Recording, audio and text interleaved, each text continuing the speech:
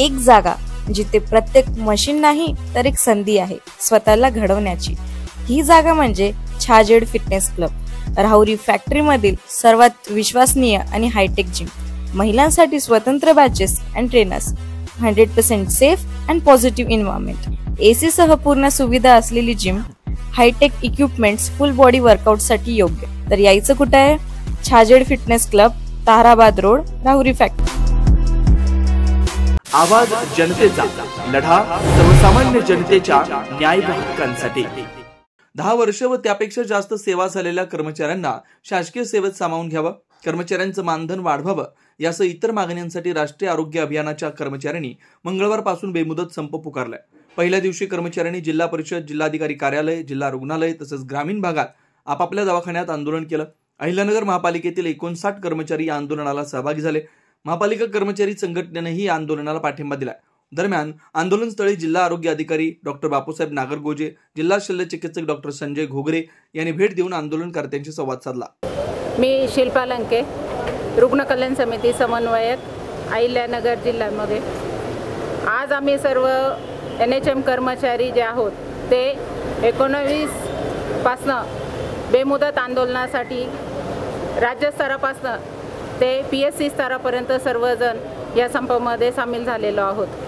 आमच्या काही 20 मुख्य मागण्या आहेत, त्या मागण्या शासनाने मान्य कराव्यात यासाठी आम्ही सर्वजण संपामध्ये सामील झालेलो आहोत। आमची यातली पहिली मागणी जी आहे ती म्हणजे मार्च 24 पासनं जो समायोजनाचा शासन निर्णय शासनाने काढलेला आहे, तर त्या समायोजनाच्या शासन निर्णयाची अद्यापपर्यंत 14 ते 15 महिने झाले, परंतु शासनाने पुढे काही दखल घेतलेली नाही आणि कुठल्याही कर्मचाऱ्याचं यामध्ये समायोजन अद्यापपर्यंत झालेलं नाही। ही आमची सर्व शासनाला प्रमुख मागणी आहे की शासनाने लवकरात लवकर ही मागणी आमची मान्य करावी, यानंतरच आमचं हे आंदोलन खऱ्या अर्थाने आम्ही यशस्वी झालं असं मानू आणि मागे घेऊ। अन्यथा आता गेले 10 वर्षापासून 15 वर्षापासून कार्यरत असलेले अधिकारी कर्मचारी आहेत आणि त्याचा पाठपुरावा शासन स्तरावर सुरू झालेला आहे आणि काल सहसंचालक यांनी तसं पत्रही दिलेलं आहे आणि उद्या मला वाटतं आजच मंत्री महोदयांची चर्चा होणार होती, पण मुंबईला अतिवृष्टीमुळे सुट्टी असल्यामुळं तर ती चर्चा उद्यावर केलेली आहे। उद्या त्याच्यात चर्चा होऊन सकारात्मक निर्णय तुमच्या बाजूने लागावा अशी आमची सुद्धा अपेक्षा आहे अधिकारी म्हणून। तुमच्या ज्या काही महत्त्वाच्या मागण्या आहेत, वेतनवाढ असेल किंवा 15 वर्ष किंवा 10 वर्ष झालेले नियमित करणे, तर या सर्व तुमच्या मागण्या शासन स्तरावर सकारात्मक चर्चा होऊन त्याच्यात मार्ग निघावा अशी आम्ही तुम्हाला सदिच्छा व्यक्त करतो आणि जिल्हा आरोग्य अधिकारी यांना विनंती करतो की त्यांनी मार्गदर्शन करण्याचं काही म्हणजे विषय वेगळा काही नाही आहे। तुमच्या ज्या मागण्या आहेत त्या मागण्या शासनाच्या लेवलला आपण पाठपुरावा आम्ही पण तुमच्याबरोबर करतो, त्या आम्ही वारंवार तुमचं जसं निवेदन येतं त्यानुसार कळवत असतो।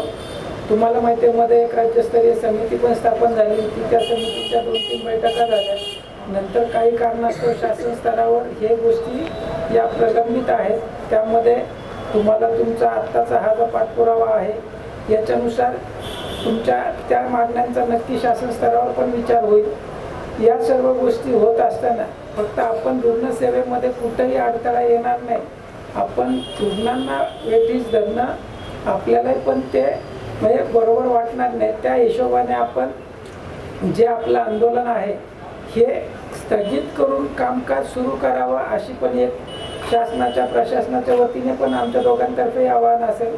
दुसरी गोष्ट, तुमच्या ज्या मागण्या आहेत त्याबद्दल सकारात्मक आमचाही तुम्हाला हे पाठपुरावा आमच्या स्तरावरून पण चालू राहील यापुढे पण। तसेच जे जिल्हा स्तरावरचे प्रश्न असतील त्याबद्दलही लवकरात लवकर आपल्याला जर काही इथे अडचणी असतील तर त्याच्यावरही मार्ग काढता येईल।